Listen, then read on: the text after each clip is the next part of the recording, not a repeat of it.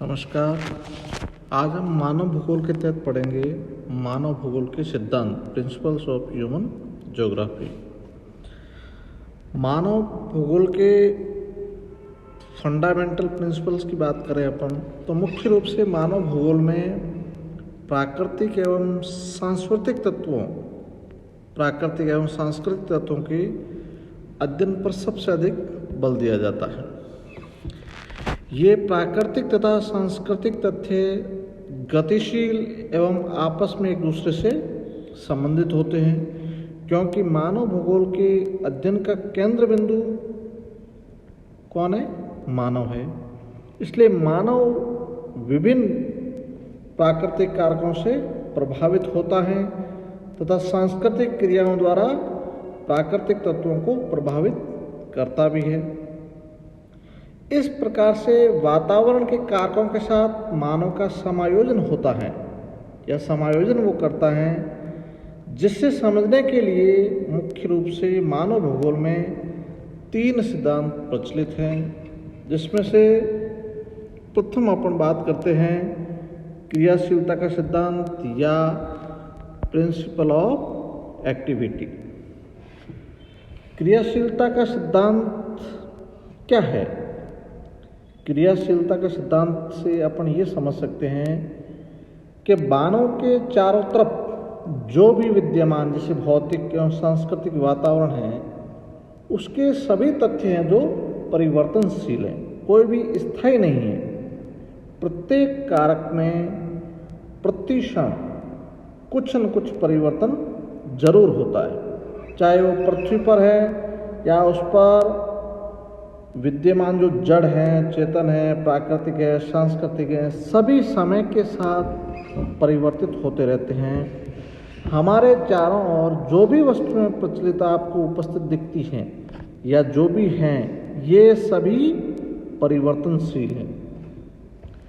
इस संदर्भ में फ्रांसीसी विद्वान जीन ब्रून्स के अनुसार उन्होंने एक तथ्य कहा था कि प्रत्येक वस्तु या तो बढ़ रही है या घट रही है। वास्तव में कुछ भी गति रहित या स्थायी नहीं है, क्योंकि भूगोल के भौतिक तथा मानवीय तथ्यों का निरंतर परिवर्तनशील होने की दृष्टि से उनका अध्ययन किया जाना चाहिए।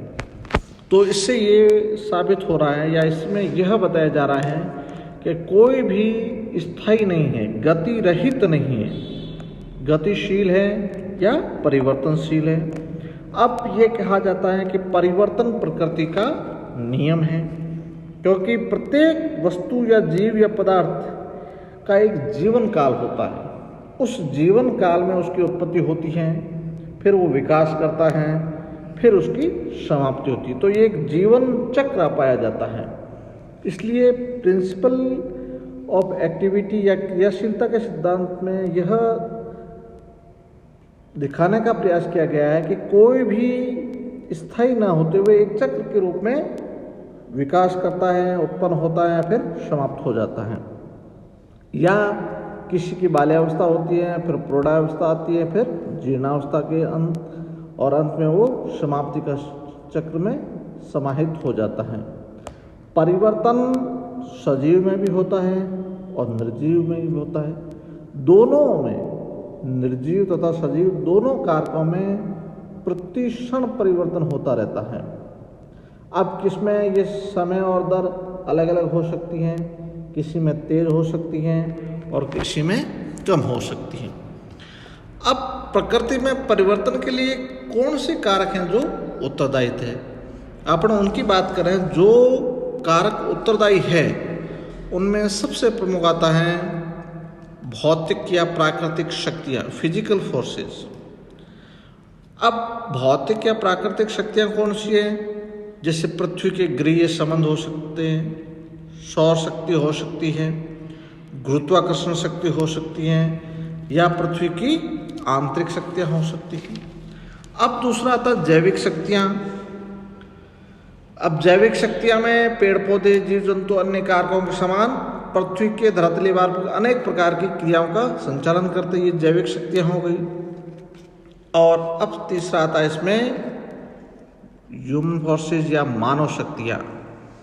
मनुष्य स्वयं एक सक्रिय भौगोलिक कारक है जो हमेशा ही अपने विभिन्न क्रियाओं के द्वारा प्राकृतिक वातावरण को परिवर्तित करके सांस्कृतिक वातावरण का निर्माण करता रहता है। इस प्रकार इस सिद्धांत से यह स्पष्ट होता है कि परिवर्तन या गतिशीलता एक सार्वभौमिक सिद्धांत है।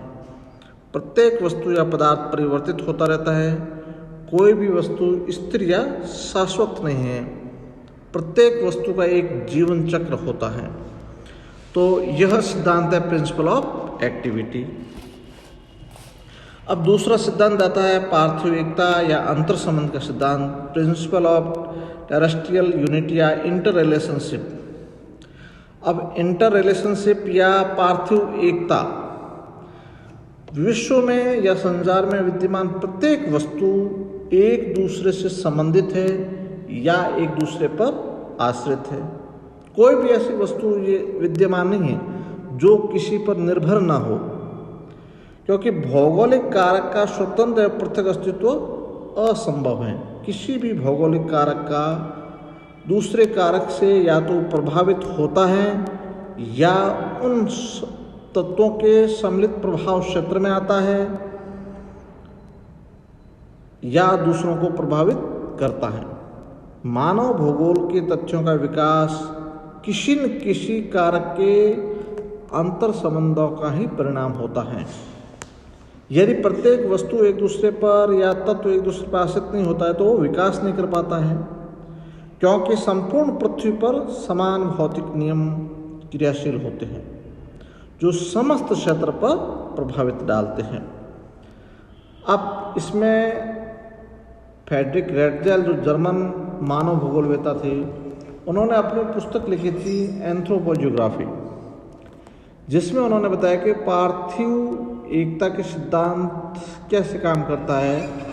उन्होंने बताया कि मानव भूगोल के दृश्य पार्थिव एकता से संबंधित है और केवल उसी के द्वारा समझाए जा सकते हैं। प्रत्येक स्थान पर भौगोलिक दृश्य वहाँ के वातावरण से संबंधित हैं और वातावरण स्वयं भौतिक दशाओं का एक योग है। अब यदि अपन पार्थिव एकता के सिद्धांत का स्पष्टीकरण स्पष्ट करने की बात करें तो जो प्रकृति में जो मिलने वाली कुछ ऐसी कंडीशंस या दशाएं होती हैं जिसमें हम इसको अपन देख सकते हैं, जैसे पृथ्वी के मंडल आपस में जुड़े होना, वायुमंडल के तत्व आपस में जुड़े होना, पृथ्वी की पृथक इकाइयों में भी संबद्धता दिखाई देना, या पार्थिव एकता से मनुष्य का घनिष्ठ संबंध होना। क्योंकि जहाँ प्राकृतिक वातावरण अनुकूल होता है, मानव समुदाय सबसे ज़्यादा बहुलता से क्रियाशील भी वहीं रहता है। लेकिन विषम जलवायु और धरातल की विषमता के कारण जनसंख्या का जमाव भी पाया जाता है। जैसे वर्तमान समय की बात करें तो सूचना एवं प्रौद्योगिकी युग में मानव ने संपूर्ण पृथ्वी को एक गांव बना दिया है। तो इससे ये लगता है कि ये कोई भी वस्तु एक दूसरे के बिना संभव नहीं है। अब तीसरा सिद्धांत है वातावरण समायोजन का सिद्धांत, प्रिंसिपल ऑफ एनवायरमेंटल एडजस्टमेंट। अब इसमें क्या है कि पृथ्वी के धरातल के विभिन्न भागों का अध्ययन भूगोल का प्रमुख अध्ययन होता है। जो मुख्य उद्देश्य है, जैसे प्राकृतिक वातावरण के तत्व या भूमि की जैसे बनावट, जलवायु के कारण, यही है जो मानव की आर्थिक, सामाजिक और सांस्कृतिक वातावरण के तत्व जैसे रहन सहन, खान पान, रीति रिवाज आदि मनुष्य की विभिन्न क्रियाओं को प्रभावित करते हैं। जैसे अनुकूलन एवं रूपांतरण करने की जो प्रक्रिया है, जैसे जिसके अनुकूल बन जाना या उसको अपना लेना, रूपांतरित हो जाना क्लाइमेट के अनुसार या आवश्यकता के अनुसार सांस्कृतिक परिवेश में बदल जाना, यही वातावरण समायोजन कहलाता है। जैसे एक प्रदेश से दूसरे प्रदेश का या किसी क्षेत्र में जाने पर मनुष्य को कई विभिन्नताओं का सामना करना पड़ता है, जिसके कारण उसे अपने जीवन निर्वाह हेतु वातावरण के साथ समायोजन करना पड़ता है। तो इस सिद्धांत को क्षेत्रीय विविधीकरण या क्षेत्रीय विविधता का सिद्धांत भी कहा जाता है। जैसे एक क्षेत्र में जब मनुष्य दूसरे क्षेत्र में जाता है एक क्षेत्र से, तो धीरे धीरे उस क्षेत्र के वातावरण के अनुसार अपने आप को बदलने की कोशिश करता है।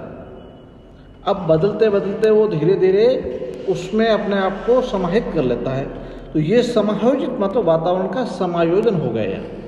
तो यही आपका प्रिंसिपल ऑफ एनवायरमेंटल एडजस्टमेंट कहलाता है। अब इसकी प्रक्रिया क्या रहती है? एक जिसमें आंतरिक अनुकूलन होता है, एक ऐच्छिक अनुकूलन होता है, एक अनैच्छिक अनुकूलन होता है। अब आंतरिक अनुकूलन से आशय ये है कि मनुष्य वातावरण के साथ जैसे बोलचाल है, खान पान है, रहन सहन के अनुसार अपने आप को धीरे धीरे बदलता है। जब कोई मनुष्य लंबे समय तक एक ही प्रकार के वातावरण में रहता है तो जलवायु के विभिन्न कारकों के आधार पर उसका शारीरिक रंग भी परिवर्तित हो जाता है। अब एक ऐच्छिक होता है, जैसे कोई यूरोपियन परिवार है जो भारत में आके रहने बस जाता है, तो वो उसकी आवश्यकता के अनुसार वो भाषा सीखने की कोशिश करेगा, वहाँ की संस्कृति की सीखने की कोशिश करेगा, रहन सहन खान पान उसको बदलने की कोशिश करेगा। ये ऐच्छिक है। अब अनैच्छिक अनुकूलन होता है, जब यह परिवार यहाँ बस गया है तो इस परिवार की आने वाली जो पीढ़ियाँ हैं उसका कलर होगा वो इस क्लाइमेट के अकॉर्डिंग बदल जाएगा। मतलब उसमें काला या श्याम वर्ण की उपस्थिति अनुभूत होगी। अब यह रूपांतरण या परिवर्तन, जिससे प्राकृतिक वातावरण के कारकों की कठोरता से बचने के लिए मनुष्य जिन कृत्रिम उपायों को अपनाता है उसे रूपांतरण कहते हैं या मॉडिफिकेशन कहते हैं। जैसे शीतोष्ण जलवायु के देशों में निवास करने वाला मनुष्य यदि उष्ण जलवायु देशों में जाता है तो वो वातावरण को अपने अनुकूल करने के लिए वातानुकूलित कमरों का उपयोग करता है या गर्मी से बचने के लिए छाता का उपयोग करता है। तो ये प्रक्रिया हैं, ये वातावरण का रूपांतरण या परिवर्तन की प्रक्रिया कहलाती हैं। यदि इसको संक्षेप में कहा जाते तो समायोजन का सिद्धांत प्रक्रिया क्षण प्रतिक्षण हमेशा चलती रहती है। जैसे वातावरण समायोजन में सार्वभौमिकता समानता कहीं नहीं पाई जाती है, स्थानिक भिन्नता हर जगह पाई जाती है, जिसके अनुरूप अपने आप को ढाल लेना, इसके अकॉर्डिंग अपने आप को बदल देना वातावरण समायोजन कहलाता है। धन्यवाद।